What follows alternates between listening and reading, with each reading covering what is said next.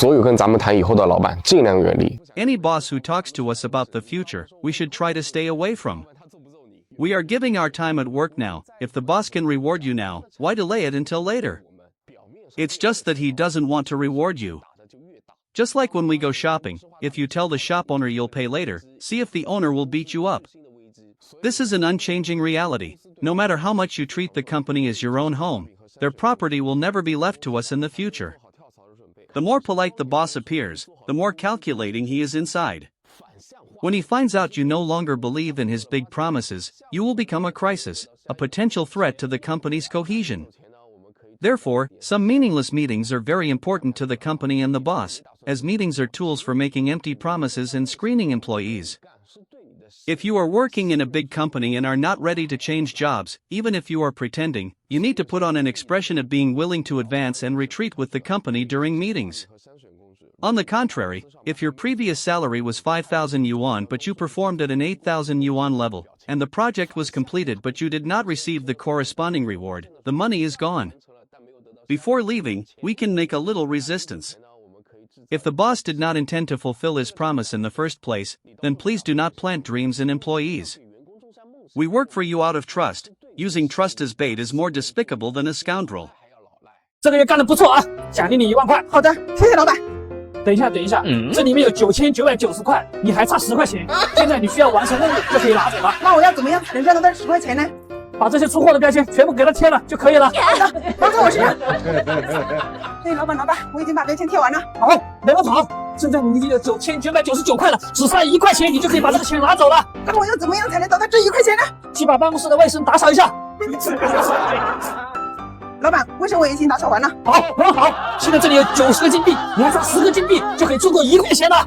怎么样才能得到这10个金币呢？那你需要从同事身上得到。老板，现在就差1个金币了，我能为你做点什么？好，很好。这里有10个客户欠我们公司货款1年了，你帮我把这10个客户的货款要回来，我就给你99个钻石，做够100个钻石，我就可以给你1个金币。那种见天的只会给员工画大饼还不兑现的领导，你们还是人吗？ Some leaders really only know how to keep making grand promises to employees without ever delivering. Are you even human? When I graduated and started my first job, my salary was the lowest in the department. Although I was a newcomer, my performance and abilities were indeed the best in the department. My work efficiency was high, I could do the work of 2 people. However, my leader would only draw a big picture every day, playing the sympathy card, claiming to feel very sorry for me, treating me like a brother, and saying that he saw how hard I worked for such a low salary, promising to increase my salary in 6 months. I believed these words at the time, but after 4 or 5 6-month periods, my salary still hadn't changed, while my leader had received a salary increase 3 times. This behavior was simply exploiting my kindness, as the promises were never fulfilled.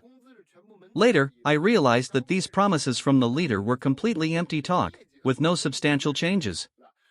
Not only did he not keep his promises, but he also continuously used psychological manipulation to pacify me, encouraging me to keep working hard. I admit that making promises is indeed a management tactic, but the premise is to lead the team to success and share the results together, rather than ending up with all the benefits for oneself while others get nothing. Through this experience, I learned an important lesson: be cautious with promises, as breaking them will inevitably lead to consequences. 为什么现在的很多男生都不愿意追女生了？ Why many men are reluctant to pursue women nowadays? Firstly, many men are unwilling to be taken advantage of. Earning money is hard work, but it allows for the freedom to manage one's time and finances and eventually save a little. However, once in a relationship, all time and energy must be invested in the woman. During holidays, they must rack their brains to buy various gifts, sometimes even neglecting to buy gifts for their own mothers. The money spent on dates is often enough to buy several outfits. Most importantly, even after all this investment, they may still not win over the woman, resulting in a loss of both money and effort. It might be better to save the money for themselves or to use it to honor their parents. Secondly, many people now joke that spending money to treat a woman to a meal is less satisfying than spending it on oneself. Although these two are not entirely the same, it reflects a current results-oriented mentality. Some might spend hundreds of dollars to take a woman out for dinner, provide transportation, and even give a small gift. The result might be that the woman shows a little goodwill if she is happy, but if she is not, the money is gone. On the other hand, when spending money on oneself, the service personnel provide excellent service from the moment you enter until you leave, making the emotional value feel more rewarding. Men generally prefer being actively served and praised. Thirdly, people do not want unpleasant experiences. When pursuing women, being too proactive is labeled as simp, while being logical is called PUA. When it comes to marriage, the bride price demands are outrageous. Spending tens of thousands of dollars on a bride price might be better spent on buying a car one likes. Additionally, many men who have been hurt before find it hard to muster enthusiasm for pursuing another woman. Although I am a woman myself, I understand that men have a hard time nowadays. With high expectations such as owning a car, a house, and being 180 centimeters tall, how many ordinary men can meet these standards? Therefore, many men ultimately choose to lie flat, either enjoying short-term pleasures with friends if they have money or focusing on work for ordinary happiness if they don't. 我就是不得买房子，哪怕我手上有100万，我都不得去买。 I absolutely will not buy a house. Even if I have 1 million yuan, I would never buy a house. I have already decided that I plan to rent for life. The price of houses in Chongqing is not low. A 3-bedroom apartment costs more than 1,500,000 yuan. Even if I have 1 million yuan in savings, if I buy a house, not only will I be left with nothing, but I will also owe the bank 500,000 yuan. On the other hand, if I don't buy a house and keep that 1 million yuan in the bank, with an interest rate of 4%, I would earn about 50,000 yuan in interest per year. If I use this interest to rent a house, even if the annual rent is 10,000 yuan, I would still have 40,000 yuan left. After 5 years, not only would I have saved 200,000 yuan, but I would also have lived in a house for free for 5 years, effectively making a profit of 200,000 yuan. In contrast, people who buy houses with loans often have to deplete 3 generations of savings, barely manage to scrape together a down payment, and then live frugally, working hard and enduring exhaustion. They hardly dare to enjoy life. By the time the mortgage is paid off, the house may be outdated, and people will be old with no money left. Compared to them, we may not own a house, but we live more freely and comfortably. Many people ask me why I don't buy a car. Actually, I can afford one, but I don't think it's necessary. First of all, I'm single, with no wife or children, and I live just 2 kilometers from the office. It's very convenient to ride an electric bike or bicycle every day. If I need to go somewhere, I can rent a car with no problem. Secondly, cars depreciate too quickly. Once you buy one, it's just a depreciating asset. I once bought a motorcycle and lost 20,000 yuan when I sold it. Moreover, many people might think having a car is more impressive, but I don't have much need for it. I believe everyone should live according to their own preferences, as long as they feel comfortable. I don't mind riding an electric bike or getting caught in the rain. Additionally, the cost of owning a car includes fuel, insurance, annual inspections, and fines. When you add it all up, it's often more cost-effective to use taxis. 什么时候能先把这专家先灭灭啊？ When will these so-called experts in China stop talking nonsense? I'm referring to those armchair experts. Some experts believe that young people are unwilling to have children not because of high pressure but because they are self-centered and only want to enjoy life without taking responsibility. This statement makes me very dissatisfied. I would like to refute these views. First, young people are under tremendous economic pressure.